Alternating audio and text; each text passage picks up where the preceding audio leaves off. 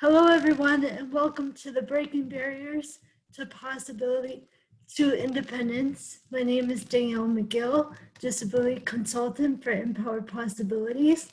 I'm here today with a wonderful man and friend, Eddie Hall. He's the president of Florida Self Advocates Network, and he does so much for the community and for the state of Florida. So today we are going to interview him to learn more about what he does in the community and what he thinks on different disability issues. So hello, Eddie. How are Hi, you? hi, Danielle. I'm doing good. Just having some lunch here with my wife, and figured we'd do this interview while we're doing that. Awesome. I appreciate you taking the time out of your day. Thank you. So can you please share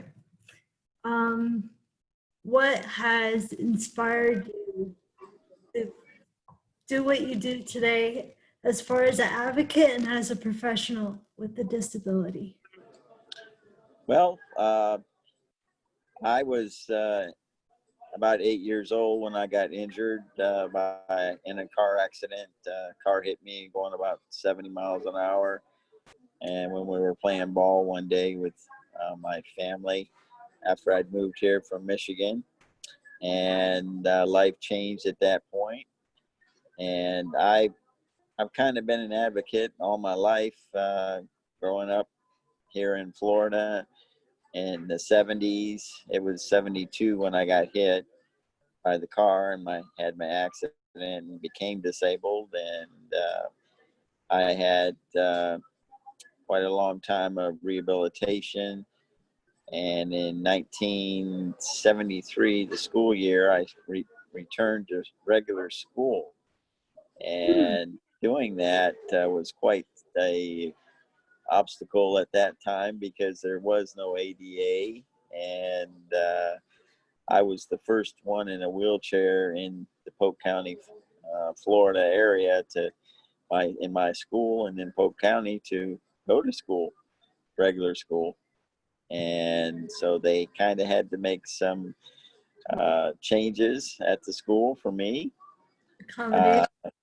To accommodations, and they didn't want me to go to school. They wanted me to stay home and have a homebound teacher. But I went to school with my mom the day school started with the walker. I was walking with a walker at that time, and I walked up to the principal and with the walker, and I got in my wheelchair at that point. My And mom what was did the principal say when you walked up to him? well. Remember? I just remember walking up to him, and my mom said, "You tell him that he can't go to school here," because they had never had anybody in. So I went to school. That was the beginning. That was the barrier that got broken. So And what strived you to keep going after your accident? well, I was always a go-getter and a someone that wanted to be involved with lots of things. Had been raised on a farm in Michigan, and I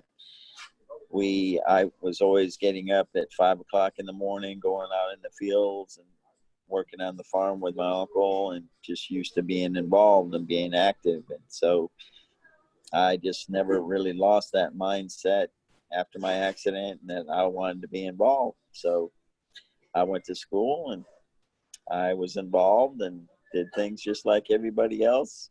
All the other kids had PE. We had a few trying times with PE at physical education at that time because the coach wanted me to walk with my walker, and so I walked with my walker around this big pod, but nobody was with me. And if I would have fell and got hurt, then it would have been a big problem. So I did that for a while, and then I just got so tired that they ended up having to just allow me to be in my wheelchair and to participate. It was funny because I'd see the kids that weren't in a wheelchair and weren't really disabled that They weren't would be, participating. that weren't participating, sitting on the side, just Hmm. having a note from a doctor. but I never did that. I just wanted to be involved and do things. So That's awesome. It's awesome to hear that you kept striving, even when things were difficult. My next question for you is, what differences do you see between now and then with the Americans with Disabilities Act? well, I see a lot of changes in ramps, a lot of physical changes to buildings, things like that, that we didn't have back when I did went to school, or even when I worked at Publix.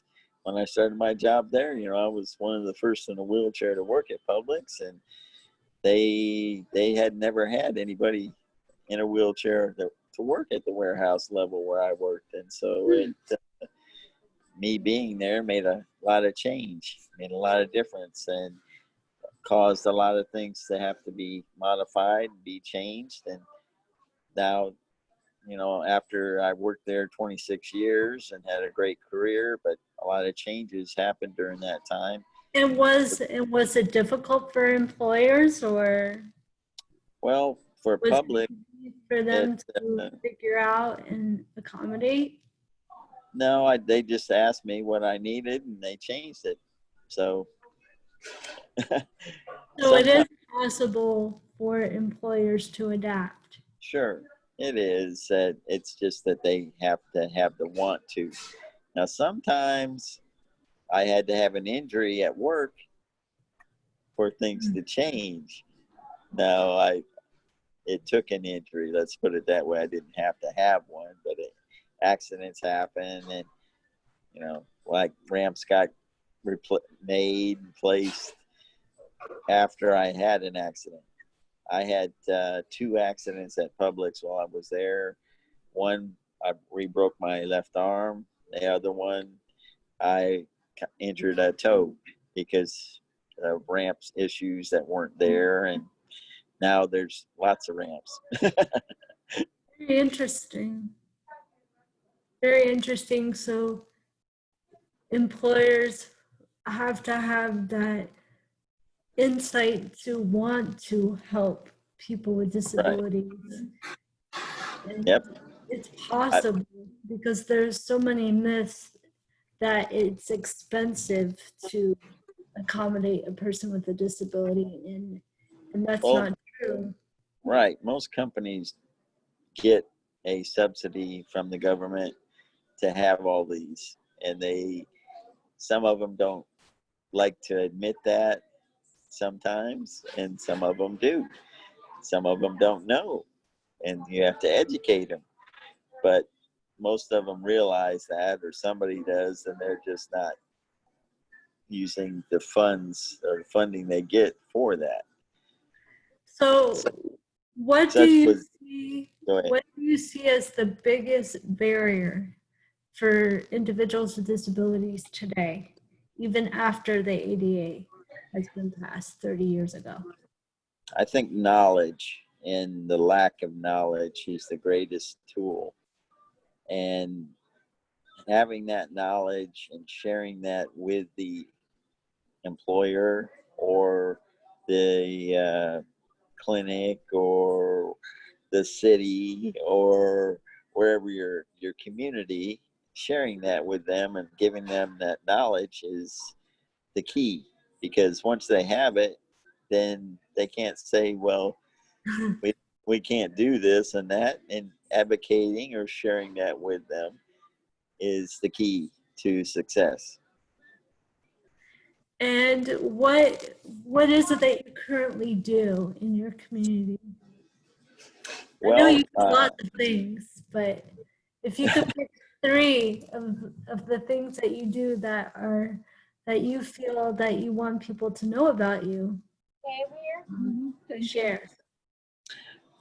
I think probably the biggest thing that we did here in the city of Lakeland was when we did the wheelchair challenge.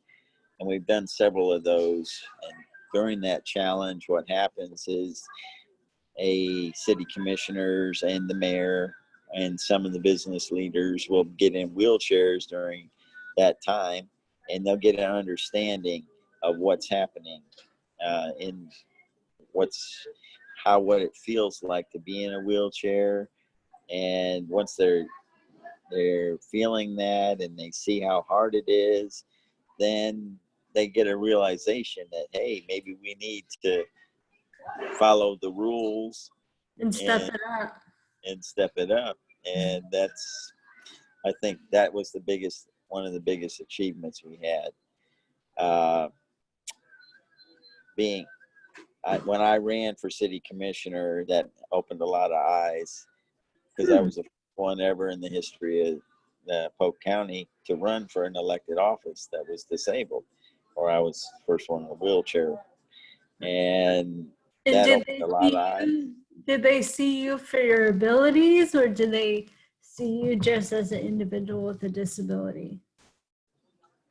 Well, at first they saw me as a person with just a regular person, I think. But then when we were at a forum or an interview with the candidates, and it came down to me being on the below the rest of them who were put up podium, and there was no ramp, and the press got involved. Then things changed, and people saw that, hey, this guy is fighting not only for the community and wanting to represent us, but look at the way he's being treated, and these other people that are running are not understanding what's happening, and they're not getting it. But this guy is putting So, everything in. So so that's what disability meant. do you think we're still fighting a ideology, an attitude, stigma after 50 Definitely, years? definitely. People just, they out of sight, out of mind, and until they get in a situation where they have a disability, they're not going to see it. What can And what can society do, and what can communities do, and individuals do to that's kind of the focus of the wheelchair challenge, and we're planning on doing that. We had planned to do that every year to get more people involved and do different challenges, not only in the city commission, but also in different areas of Lakeland where I live, or my community. But others need to do that across the state, and that's something that I'm kind of advocate challenging for? all of our Florida Sands leaders to do that in their community, because that'll open some eyes. I think it would. I think it would, not just for wheelchair users, but for people with any mobility device like walkers, scooters, Absolutely. Absolutely. and the visually impaired. Yep, that's right. So what can individuals who are able-bodied do to help us become more of an inclusive community?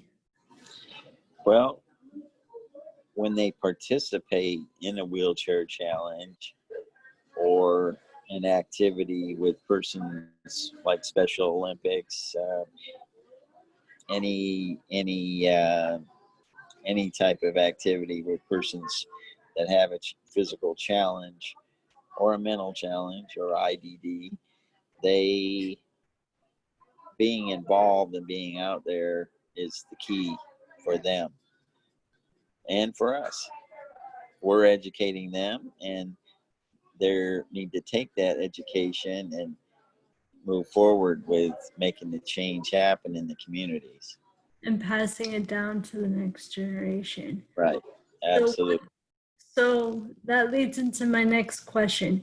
So what can individuals with disabilities do that are becoming self-advocates? What can they do to improve their community and to educate about the ADA to their elected officials and local officials and people around them? don't be afraid to be out there, put yourself out there and be involved. Get involved in your community. Get involved in being on the boards in your city, in your county, in your state. That's what I did with being on the DD Council, being on the Transportation Disadvantage for Polk County, being on the PTA, being on the ESC Advisory Council, being Awesome. being involved. Now I'm part of FAST, which is Florida Alliance for Assistive Services and Technology. I'm with Florida Center for Inclusive Communities. I'm on a number, anything and everything I can possibly be involved with. That's me. It's important to stay active in your community because when Absolutely. people with disabilities participate, the stigma dissolves over time. The more that we do it within our community, the more people see us and enjoy everyday life like everyone else. Absolutely. It decreases over time. It doesn't happen overnight, but it decreases over time. But what Absolutely. is the one message you would like to give people with disabilities and without? Don't let barriers stop you from being independent. That's what breaking barriers to independence is about, right? Don't let anything stop you. You Thank only you have so much. today, tomorrow, maybe tomorrow. You're not even promised tomorrow. You have today. Make a difference today. Don't be afraid. That is so important and so true, and I'm a big believer in that, and I hope that everyone hears that message. Don't be afraid. Keep striving for independence. Don't let anyone knock you down or anything. That's right. Thank you, Eddie, Thank you for so much. giving us your time today and for sharing your message and answering our questions. And we look forward to seeing your presentation on July 31st from 9 a.m. to 2 p.m. So Thank you thank so you so much. Thank you. Have a great day. much. You too.